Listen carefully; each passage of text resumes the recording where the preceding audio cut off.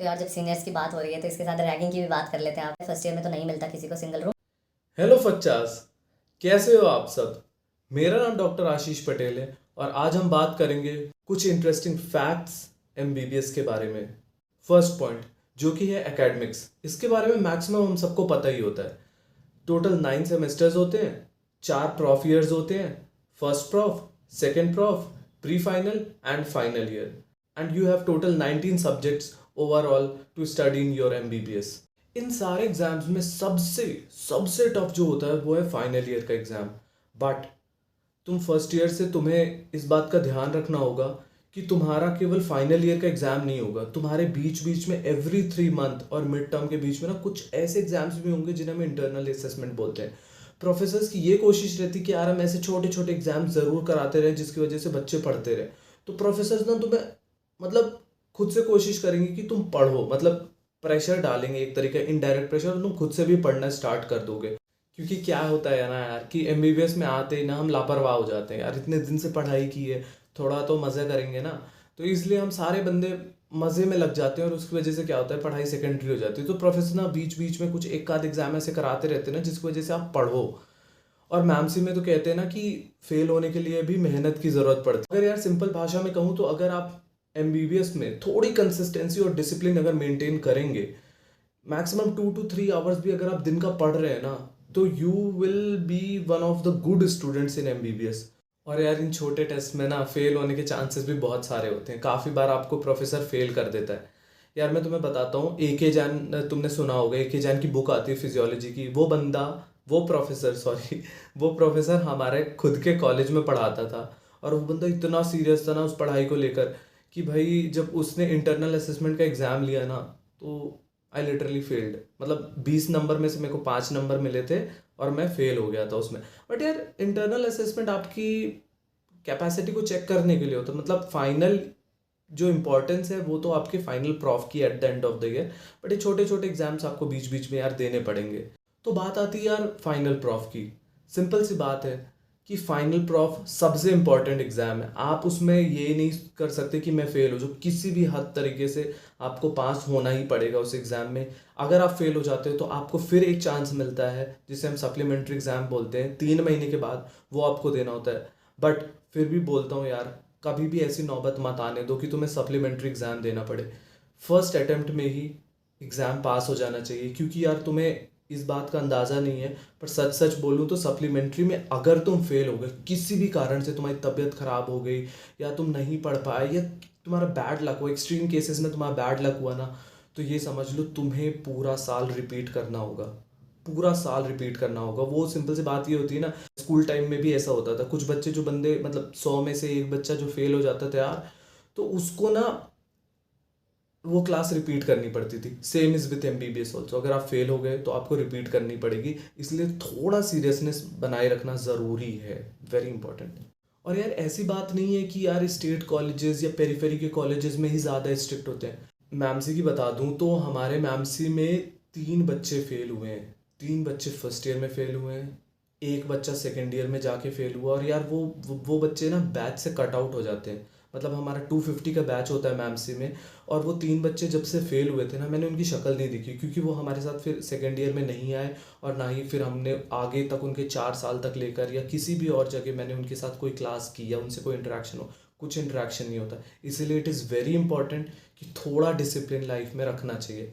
बाकी तो यार एमबीबीएस तो चिल लाइफ ही है यार, मज़े करने। It's more like a university, but MBBS course ही हमारे यार थोड़ा प्रोफेशनल कोर्स है, थोड़ा तो डिसेंसी मेंटेन करनी पड़ेगी। अकेडमिक्स का ही एक और जो मोर मोर इम्पॉर्टेंट पार्ट है वो है अटेंडेंस। सिंपल सी बात है कि यार तुम्हारे एग्जाम तो होंगे, उसमें फेल पास चलता है, but attendance is also very important. तुम क्लास में पढ़ो ना पढ़ो, सो रहे हो सुनो ना, बट क्लास जाना ज़रूरी है। 75% अटेंडेंस मैंडेटरी है एट एवरी कॉलेज। और अगर तुम उसको मेंटेन नहीं कर पाते तो तुम्हें प्रॉब्लम झेलनी पड़ सकती है। और वो प्रॉब्लम पता है किस तरीके से आती है, कि जो जैसे आप प्री बोर्ड की बात करते हो ना, प्री बोर्ड, बोर्ड से जस्ट पहले एक कॉलेज वाले एग्ज़ाम कराते हैं, सेम इज़ विथ तुम्हारा मेडिकल कॉलेज का, वो भी एक प्री बोर्ड तरीका कराता है, उसके बाद तुम्हारा यूनिवर्सिटी का एग्ज़ाम होता है।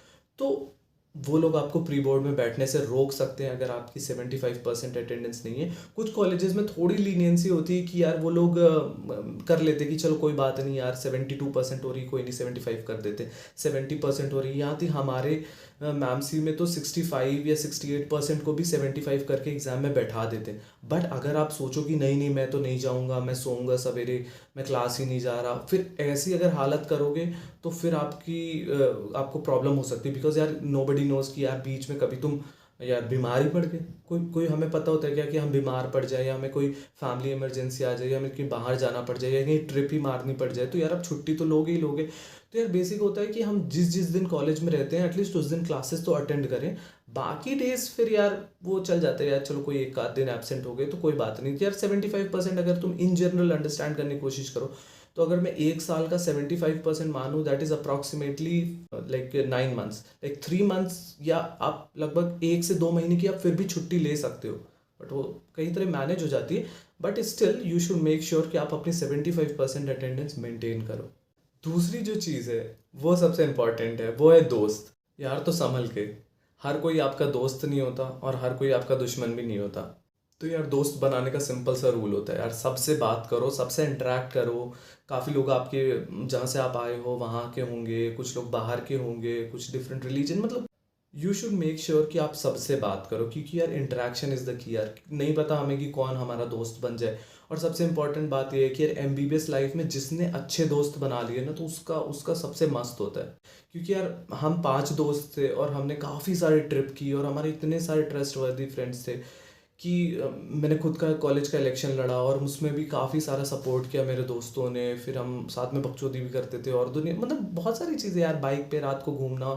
तो यार क्या हुआ ना कि हमारे एग्ज़ाम के टाइम कोविड पड़ गया था, और फिर यार कोविड लगभग 1 साल तक चला था। उसके बाद जब हम कॉलेज आए तो हमें केवल एग्ज़ाम देने के लिए बुलाया गया। तो उस समय किसी ने कुछ नहीं पढ़ा था, इवन मैंने भी कुछ नहीं पढ़ा था। तो यार हम वो 5 दोस्त आपस में बैठ के एक दूसरे को पढ़ा रहे कि भाई ये बंदे सो रहे हैं, बाकी बंदे सो रहे हैं, तो एक बंदा पढ़ा रहा है, जैसे मैं पढ़ा रहा हूँ तो बाकी लोग सुन रहे हैं, या वो दूसरा बंदा पढ़ा रहा है तो मैं सुन रहा हूँ। तो ऐसे ना आपको कई बार ऐसी सिचुएशन आएगी ना जहाँ एमबीबीएस में आपको आपके दोस्त सपोर्ट करेंगे। तो इसलिए ना अच्छे दोस्त बनाना बहुत बहुत ज़्यादा ज़रूरी है। बाकी यार इन सब चीज़ों से थोड़ा दूर रहना कि यार किसी की बुली कर रहे हैं, किसी की बेइज्जती कर रहे हैं, कुछ उल्टे सीधे टॉपिक उठा लिए कि यार रिलीजन का उठा लिया, यार तू ये वहाँ यहाँ से है वहाँ से, मतलब ऐसे भी लोग मिलेंगे कॉलेज में यार। बट कोशिश करना कि थोड़ा अवॉइड करो यार, क्योंकि आप मेच्योर एक प्रोफेशनल कोर्स में हो तो यार ये सब चीज़ें शोभा नहीं देती। और फिर आपको ना थोड़ा अच्छे तरीके से सोचना है, वरना आप लाइफ में प्रोग्रेस नहीं कर पाओगे यार। मेंटल प्रोग्रेस भी तो एक चीज़ होती है ना। तो जो बंदा दिमाग से पॉजिटिव होता है वो लाइफ में पॉजिटिव हो। अब आप किसी को खींचने की कोशिश कर रहे हो हर चीज़ में, तो यार फिर तुम भी नहीं कर पाओगे प्रोग्रेस ऐसे। तो यार अब तुम्हारे 4-5 दोस्त बने, आपस में साथ में मस्ती करो, मज़े करो, त्यौहार मनाओ, एक दूसरे के घर जाओ, ट्रिप मारनी है जो ट्रिप मारो, कुछ मतलब जो मन करना है, जो मज़े करने करो, मतलब nobody is stopping you.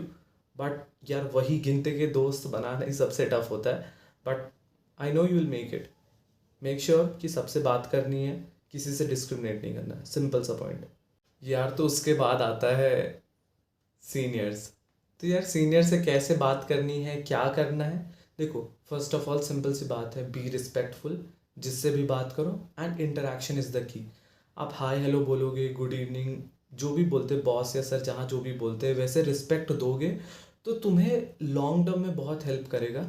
मतलब इमिजिएटली तो कोई हेल्प नहीं होती, क्योंकि यार इमिजिएटली तो वो एक तरीके से बहुत गंदी हालत कर देते हैं हमारी, रात रात भर फिर वो रैगिंग वगैरह कुछ सीन चलता है। बट यार अगर तुम उनसे बात करोगे तो लॉन्ग टर्म में तुम्हें काफ़ी हेल्प मिलेगी उस चीज़ को लेकर। और उनमें से ही कुछ अच्छे सीनियर होंगे ना जो तुमको काफ़ी हेल्प करेंगे। मतलब तुम जब अनफॉर्चुनेट सिचुएशन में फंस जाओगे एग्ज़ाम से रिलेटेड, या कभी तुम बीमार हो गए। यार एग्जाम्पल बताता हूँ यार, मैं भी बीमार हो गया था एमबीबीएस लाइफ में, और तुम्हें पता है यार हम सब एक लेवल पे होते हैं, सारे एमबीबीएस स्टूडेंट्स एक लेवल पे होते हैं। हमें खुद नहीं पता होता कि यार हमारे हॉस्पिटल में पर्चे कैसे बनवाने हैं, दवाई किससे लेनी है, किससे बात करनी, कैसे जाना। फिर तो हम नॉर्मल की तरह ही बिहेव करेंगे ना, हमें पता नहीं होता कि ये हमारा ही हॉस्पिटल और यहाँ हम कैसे हक से अपनी चीज़ें करवा सकते हैं।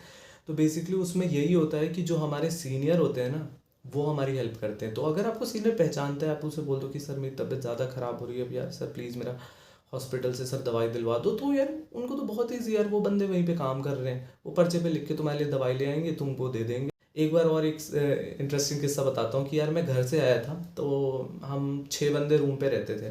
मतलब लिटरली टेलिंग यू कि मैमसी में भी सिंगल रूम मिलना ऑलमोस्ट इम्पॉसिबल। फर्स्ट ईयर में तो नहीं मिलता किसी को सिंगल और जितना मेरे को पता है स्टेट कॉलेजेस और पेरिफेरी में भी सिंगल रूम मुश्किल ही मिलते हैं। और आई थिंक ये वो एक एम्स में है जो फर्स्ट ईयर से सिंगल रूम देते हैं, बट किसी कॉलेज में नहीं है। उसके अलावा मैमसी में भी नहीं है। हम लिटरली 6 बंदे रहते थे, इनिशियली में 3 रहते थे, उस पर चौथा आया, पांचवा आया, छठवा भी आ गया। तो मतलब 6 बंदे हो गए। तो उसमें क्या हुआ कि 5 बंदे उस टाइम कुछ दिल्ली के थे तो वो घर चले गए थे, और कुछ राजस्थान के थे तो वो भी घर चले गए थे। और बंदों ने ताला लॉक कर दिया था और चाबी मेरे पास थी नहीं। तो यार मैंने सोचा कि अब ताला कैसे रूम पे एंटर किया जाए। तो प्रॉब्लम फिर मैंने सर को बोला, मतलब इतनी छोटी सी प्रॉब्लम के लिए सर को बोल दे। तो सर ने कहा कि काम कर, तू रॉड ढूंढ के ला और पत्थर ला। तो मैं रॉड में नीचे गया, कहीं पे पड़ी हुई थी रॉड, मिल गई थी मेरे को। मतलब होता है कबाड़ होता है उसमें मिल जाती है। तो रॉड मिल गई, पत्थर लिया, और सर ने रॉड लगा के ताला तोड़ दिया। मतलब वो मेरे को सर ने सिखाया था ताला कैसे तोड़ते हैं। And the interesting fact is कि उसके बाद हमने बहुत सारे ताले तोड़े। मतलब कॉलेज में एवरी ईयर जब हमारा ट्रांसफ़र होता था, दूसरे हॉस्टल जाना है या कुछ ऐसा होता है, तो हमारे ताले ऐसे टूटते थे ना कि मतलब कुछ भी नहीं है। मतलब जो भी हमें चेक करना है, जो रूम हमें देखना है, हम देखते थे, घुस के देख लेते थे ताला तोड़ के। तो ये एक बकचोदी थी। मतलब ऑफ कोर्स सीनियर यार कहीं ना कहीं आपको कुछ ना कुछ माइंड सेट देते हैं, क्योंकि यार वो एक्सपीरियंस्ड होते हैं, काफ़ी साल से कॉलेज में रह रहे होते हैं। तो एक ये इसका प्लस पॉइंट होता है कॉलेज के कल्चरल फेस्ट। यार वो भी काफ़ी इंपॉर्टेंट है। सिंपल सी बात है यार, आप इंडिया के किसी भी मेडिकल कॉलेज में हो, या छोटा मोटा कुछ कुछ कुछ कुछ ना कुछ फेस्ट कराते ही हैं। मतलब कुछ ना कुछ यार, स्पोर्ट्स इवेंट करा देंगे, पेंटिंग करा देंगे, डांसिंग, तो कुछ ना कुछ तो कराएंगे, सिंगिंग।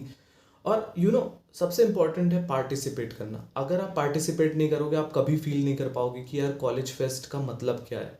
यार मेरे कॉलेज में भी होता है, 5 दिन का फेस्ट होता है, साइनैप्स बोलते हैं, बहुत सारे इवेंट होते हैं। यार क्या हम सब में पार्टिसिपेट थोड़ी कर सकते हैं, हम तो किसी एक दो में ही कर पाएंगे। तो यार तुम्हारे कॉलेज में भी ज़रूरी नहीं कि 100 इवेंट हो, एम्स पल्स की तरह 100 इवेंट हो रहे हैं। तो यार तुम सब में थोड़ी पार्टिसिपेट कर सकते हो। और यार तो यही कल्चरल फेस्ट होते हैं। You make sure you take a break and enjoy your life. क्योंकि यार फिर अगर कोई बंदा एकदम पढ़ने में लग गया कि नहीं नहीं भैया ये मैं तो पढ़ाई करूँगा, एमबीबीएस में तो पढ़ना ही है, मेरे को टॉपर बनना है, तो यार उन सब चीज़ों में मत करना यार। क्योंकि देखो इन सब चीज़ों में पार्टिसिपेट करोगे, जितना तुम एक्स्ट्रा करिकुलर एक्टिविटी में भी तेज़ रहोगे ना, ये तुम्हारा माइंड शार्पन करता है। लॉन्ग टर्म में आफ्टर 20 ईयर 30 ईयर जो आपको रिकग्निशन मिलेगा ना, वो इसी चीज़ से मिलेगा। यार क्या मतलब है कि लाइफ में मैं टॉपर था लाइफ में, मैंने कुछ नहीं किया उसके अलावा। यार that's such a boring life. इसीलिए यार मैंने खुद भी सोचा था कि यार कि पढ़ाई तो करनी है, पढ़ाई के अलावा भी बहुत सारी चीज़ें, और वो तो बिल्कुल करनी है करनी। क्योंकि अगर आपने उस सब चीज़ों को मिस कर दिया तो फिर आप कॉलेज का एमबीबीएस का मेन फन पार्ट तो मिस ही कर जाओगे ना। और यार एक और चीज़ बताना चाहूँगा कि स्कूल लाइफ के बाद ना एमबीबीएस ही एक ऐसा लॉन्ग कोर्स है जहाँ पे आपके दोस्त बनेंगे और जहाँ आप मेमोरीज बना सकते हो। इसके बाद यार आप जब एक बार नौकरी में कूद जाओगे ना, जैसे मेरी तरह मैंने एमबीबीएस कंप्लीट किया है, अब मेरे को केवल जॉब और ये एमडी करनी और ये सब में पड़ गया हूँ। एमबीबीएस में ना आप मेमोरीज बनाओगे, और मेमोरीज, फोटोज़, फ्रेंडशिप्स, यार ये आपको ना लाइफ टाइम याद रहेगी कि यार मैंने एमबीबीएस के दिन में वो बकचोदी की थी, वहाँ पे लड़ाई गिरी थी, वहाँ घूमने गए थे, ये बाइक राइड मारी थी, रात को ऐसे गेड़ी मारने गए थे। तो ऐसी चीज़ें ही तो यार आपको याद आती हैं, इन्हीं चीज़ों में तो मज़ा है। अब यार तुम ऐसी चीज़ें मिस कर जाओगे तो यार फिर एमबीबीएस कुछ भी नहीं रह जाएगा तुम्हारे लिए।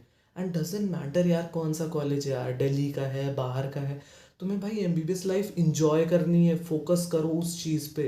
ये रिग्रेट वगैरह अब तो छोड़ देना, अब तो एडमिशन भी होगी, अब तो कोई मतलब भी नहीं यार इन सब चीज़ों सोचने से। तो यार अपना मेन मोटो है इंजॉय करना, मस्ती करना, जो भी अपने कॉलेज में अवेलेबल है उसको यूटिलाइज करो और मज़े करो। तो यार जब सीनियर्स की बात हो रही है तो इसके साथ रैगिंग की भी बात कर लेते हैं। आप लोगों में कुछ लोग को, अब तो कॉलेज में जाने वाले हो काफ़ी लोग, एंड कुछ लोगों को धीरे धीरे अब आपको पता भी चलेगा कि यार एक्चुअली में जो रैगिंग रैगिंग बोलते हैं वो होता क्या है। मतलब मेरे को ऐसे ग्लोरीफाई तो नहीं करना चाहिए कि रैगिंग बहुत अच्छी चीज़ है।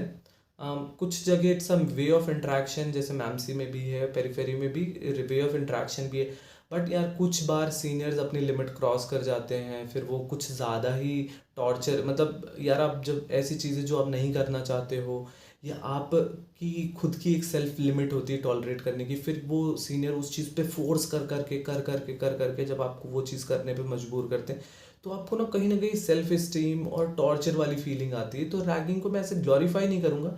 हाँ, एक पॉजिटिव इम्पैक्ट ज़रूर बोलूँगा रैगिंग का, कि उससे आपको इंटरेक्शन होता है, थोड़ा आप खुलते हो। होता क्या है ना कि एमबीबीएस से पहले केवल आप पढ़ रहे होते हो। तो जब आप केवल पढ़ रहे होते हो तो केवल स्टडीज़ होती है, आपको बाकी सोशल लाइफ के बारे में कुछ नहीं पता होता। बाकी जब रैगिंग होती है तो फिर आपसे बहुत सारी उल्टी सीधी एक्टिविटीज़ भी कराते हैं, कुछ उल्टा सीधा गाना गवाते हैं, जो जिसकी जो हॉबी है उसको भी प्रमोट करते हैं, ऑफ कोर्स हॉबी भी प्रमोट करते हैं। मतलब मैंने भी कई बार रैगिंग दी है और ली भी है।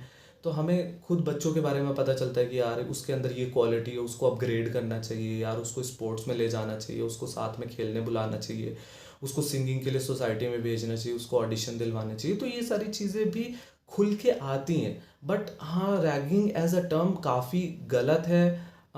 एक्चुअल रैगिंग जो होती है दैट इज़ एक्चुअली बैड। तो यार एक और इंटरेस्टिंग चीज़ बताना चाहूँगा कि मैमसी में रैगिंग नहीं बोलते एक्चुअली, उसको हम बोलते हैं पर्सनालिटी डेवलपमेंट प्रोग्राम। तो यार मतलब है बेसिकली वही चीज़, करवाते लगभग वही चीज़ है, बट उसका मेन एम्फेसिस ये होता है कि यार जिसके अंदर जो क्वालिटी है ना उसको बाहर लाना है, उस बंदे को डेवलप करना है। एट द एंड यही बोलूँगा यार कि रैगिंग कोई अच्छी चीज़ नहीं है।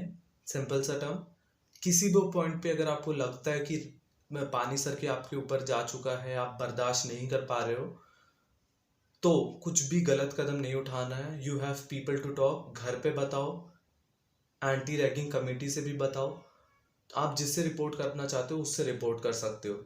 बट यार एक और चीज़ कॉशन के लिए बोलूँगा कि किसी भी छोटी एक्टिविटी, सपोज यार सीनियर ने बुला लिया कि यार चल इंट्रो दे, तू इंट्रो सुना मेरे को, तो यार ऐसी छोटी सी चीज़ के लिए अगर तुम एंटी रैगिंग के पास रिपोर्ट कर दोगे ना, तो यार सीनियर्स के साथ काफ़ी स्ट्रिक्ट एक्शन भी हो सकता है और वो आपको बॉयकॉट भी कर सकते हैं और आपके रिलेशंस परमानेंट ख़राब हो सकते हैं अपने सीनियर बैच के साथ। इन दैट केस वो वर्स्ट सिचुएशन होती है, क्योंकि फिर आपके फेस्ट में वो कोई हेल्प नहीं करते, आपकी छोटी छोटी इवेंट में कोई हेल्प नहीं करते। तो यार ये सब चीज़ों को भी ध्यान रखना पड़ता है। बट एट द एंड मैं यही कहना चाहूँगा कि ragging should not be glorified at all. It should not be glorified at all, and seniors को भी लिमिट नहीं क्रॉस करनी चाहिए।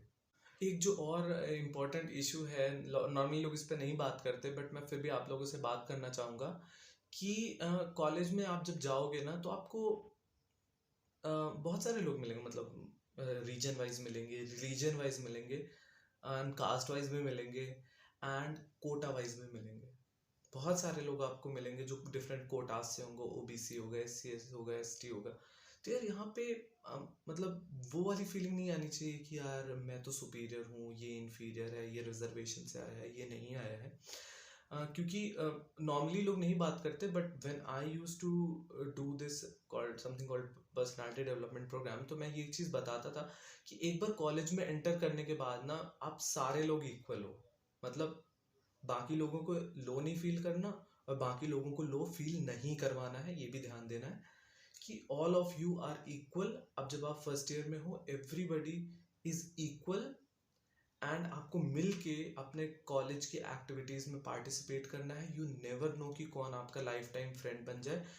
और आप ना जब इन सब चीज़ों में करते हो, इन सब चीज़ों में पढ़ जाते हो ना, तो आप एक्चुअली जो रियल ब्यूटी है ना एज अ मेडिकल कॉलेज की, वो आप कहीं ना कहीं लॉस कर देते हो। और आप ना फिर लॉस तो होता ही है यार, जब आप ऐसे नेगेटिव थॉट्स रखोगे तो यार खुद की डेवलपमेंट तो नहीं हो पाएगी ना। तो इसका भी ध्यान रखना है हमें, ठीक है। और बाकी तो मैं यही कहना चाहूँगा कि यार आप जिस भी कॉलेज में हो, अपने कॉलेज को एक्सप्लोर करो। हर कॉलेज में कुछ ना कुछ इंटरेस्टिंग चीज़ें होती हैं, कौन सी चीज़ें कहाँ पे हैं। सपोज आपको नीड पड़ गई तो मेडिकल ब्लॉक कहाँ पे है, हॉस्पिटल कहाँ पे है, आपकी कॉलेज की पेरिफेरी क्या है, पेरिफेरी में क्या क्या इवेंट्स होते हैं। बिकॉज आप ऐसे ही आप ना, क्योंकि कई लोग ना नई जगह जाते हैं, कई लोग नई जगह से आते हैं, तो जितना आप एक्सप्लोर करोगे कॉलेज की पेरिफेरी और सराउंडिंग्स को, उतना आपको इंटरेस्टिंग लगेगा अपना कॉलेज। उतना आपके पास, जैसे एक सिंपल सी चीज़ होती है कि यार मेरे दोस्त कहते थे कि यार शाम हो गई यार, चल चाय पीने चलते हैं। तो हम हमेशा चाय पीने जाते थे, कहीं पे एक स्पॉट था हमारा स्पेसिफिक, वहाँ पे हम हमेशा चाय पीने जाते थे। एंड यू नो उसकी बहुत कोर, बहुत अच्छी मेमोरीज हैं हमारी। तो इन छोटी छोटी चीज़ों से मिलके ही आपको आपकी लाइफ बनती है, आपकी पर्सनालिटी बनती है, आपकी मेमोरीज बनती हैं। तो इन्जॉय करना है कॉलेज को और डिसिप्लिन भी रहना है। इन द एंड मैं यही बोलूँगा कि आप प्रोफेशनल कोर्स में हो, cherish it, keep your standards high and morality high. बाकी मिलते हैं नेक्स्ट वीडियो में. If you like the video, subscribe to my channel. If you have any doubts, any queries, anything, any situationship, feel free to ask. You can DM me on Dr. Patel Ashish, which is my Instagram handle. Till then, bye. See you next time.